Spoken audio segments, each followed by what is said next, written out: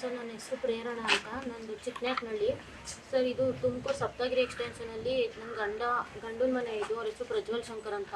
ಅವ್ರ ಅಪ್ಪ ಅಮ್ಮ ಇಬ್ಬರೂ ಗೌರ್ಮೆಂಟ್ ಟೀಚರ್ಸು. ನನ್ನ ಗಂಡ KPSC UPSC ಎಕ್ಸಾಮ್ ಬರ್ಕೊಂಡಿದ್ರು. ಅವ್ರು ಏನೂ ಕೆಲ್ಸಕ್ಕೆ ಹೋಗ್ತಾ ಇರಲಿಲ್ಲ. ಅವರೇ ಮದುವೆ ಮಾಡ್ಕೊಂಡಿದ್ದು. ನಮ್ಮ ಅಪ್ಪ ಅಮ್ಮ ಹೋಟ್ಲು ಅವ್ರದ್ದು, ಚಿಕ್ಕನಾಯಕನಹಳ್ಳಿ ಚಿಕ್ಕದು ಹೋಟ್ಲಿರೋದು. ಅವರು ಕಷ್ಟಪಟ್ಟು ದುಡಿದು ನನ್ನ ಮಗಳು ಚೆನ್ನಾಗಿರಲಿ ಅಂತ ಇವ್ರ ಮನೆಗೆ ಮದುವೆ ಮಾಡಿಕೊಟ್ರು.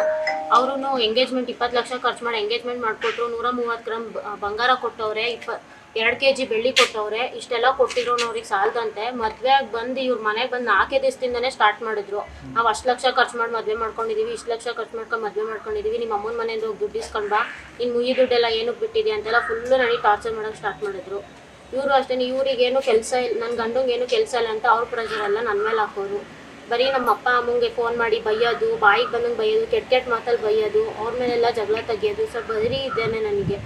ಸರ್ ಈಗ ಮದುವೆ ಆಗಿ ಇದ್ದೀನಿ ನಾನು 8 ತಿಂಗಳು ಅಷ್ಟೇ ಸರ್. ನಾನು ಇವಾಗ ನಮ್ಮ ಅಪ್ಪ ಅಮ್ಮನ ಮನೇಲಿ ಇದ್ದೀನಿ ಸರ್. ನಾನು ಹೋಗಲ್ಲ 5 ತಿಂಗಳಾಯ್ತು ಸರ್. ಅಲ್ಲಿಂದ ಬಂದಾಗ್ಲಿಂದನೂ ಒಂದು ಫೋನು ಮೆಸೇಜ್ ಮಾಡ್ರೆ ಯಾವುದಕ್ಕೂ ರಿಪ್ಲೈ ಮಾಡಲ್ಲ ಸರ್. ಹಿಂಗೆ ಇವ್ರ ಮನೆ ಮುಂದೆನೇ ಒಂದ್ಸಲ ಬಂದು ಇಲ್ಲೇ ಮಳೆ ನಿಂತಿರೋ ಒಳಗಡೆನೇ ಇದ್ರು ಬೀಗ ತೆಗಿಲಿಲ್ಲ ಸರ್. ಇವತ್ತು ಹಂಗೇನೆ ಬೀಗ ಹಾಕೊಂಡು ಕೂತವ್ರು, ಎಲ್ಲೋಗೋರೋ ಏನೋ ಗೊತ್ತಿಲ್ಲ ಸರ್.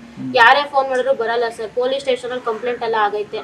ನಾನೇ ಮಹಿಳಾ ಪೊಲೀಸ್ ಸ್ಟೇಷನಲ್ಲೆಲ್ಲ ಕಂಪ್ಲೇಂಟ್ ಕೊಡ್ತೀನಿ. ಅಲ್ಲಿಂದನೂ ಏನು ನಮಗೆ ನ್ಯಾಯ ಸಿಗ್ತಿಲ್ಲ ಸರ್. ಇವ್ರು ಎಲ್ಲರ ಕಡೆಯಿಂದನೂ ಇನ್ಫ್ಲೂಯೆನ್ಸ್ ಮಾಡಿಸಿ ನಮ್ದು ಅವ್ರ ರಾಜಕೀಯದ ಬಲ ಐತೆ, ಆ ಬಲ ಐತೆ, ಈ ಬಲ ಐತೆ ಅಂತ ಎಲ್ಲರ ಕಡೆನೂ ಇನ್ಫ್ಲೂಯೆನ್ಸ್ ಮಾಡಿಬಿಟ್ಟು ನಮ್ಗೆ ಅಲ್ಲೂ ಏನು ನ್ಯಾಯ ಸಿಗ್ತಿಲ್ಲ ಸರ್.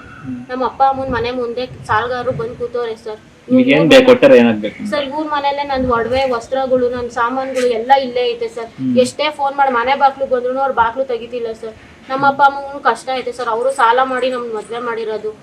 ಅವ್ರು ಸಾಲಗಾರರು ನಮ್ಮನೆ ಮುಂದೆ ಬಂದು ಕೂತವ್ರೆ. ಅಲ್ಲಿ ನಮಗೆ ಇವಾಗ ಒಡವೆ ಬೇಕು ಸರ್. ಅವ್ರು ಕೊಡೋವರೆಗೂ ನಾನು ಇಲ್ಲೇ ಹೋಗೋದು ಸರ್. ದುಡ್ಡು ಇಸ್ಕೊಂಡ್ ಬಾ ಅಂತ ಹೇಳೋದು, ಒದೆ ಕೊಡೋದು, ಮಾನಸಿಕ ದೈಹಿಕ ಎಲ್ಲ ಹಿಂಸೆ ಕೊಡೋದು ಸರ್. ಅವ್ರ ಮನೇಲಿ 4 ಜನನು ನನ್ನ ಮೇಲೆ ಸರ್. ನಮ್ಮ ಅತ್ತೆ, ನಮ್ಮ ಮಾವ, ನನ್ನ ಗಂಡ, ನನ್ನ 4 ಜನನು ನನಗೆ ಟಾರ್ಚರ್ ಕೊಡೋದು ಸರ್.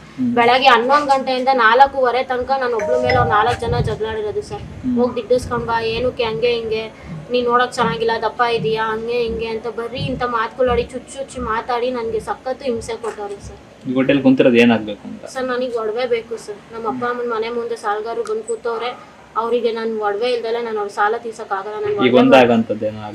ಇಲ್ಲ ಸರ್, ನಾವು ಬೇಕು ಅಂತಾನೆ ಹೋರಾಡ್ತಿದೀವಿ ಸರ್. ಅವ್ರಿಗೆ ಬೇಡವಂತೆ, ಹೆಂಡತಿ ಬೇಡವಂತೆ ಅವರಿಗೆ ಸರ್. ಹಿಂಸೆ ಮಾಡಿ ನಾವೇನು ಮಾಡೋಕ್ಕಾಗಲ್ಲ. ನನಗೆ ನ್ಯಾಯ ಬೇಕು, ನನಗೆ ನನ್ನ ಒಡವೆಗಳು ಬೇಕು ಅಷ್ಟೇ ಸರ್. ಹೆಸರು ಸರ್ ಪ್ರೇರಣಾ.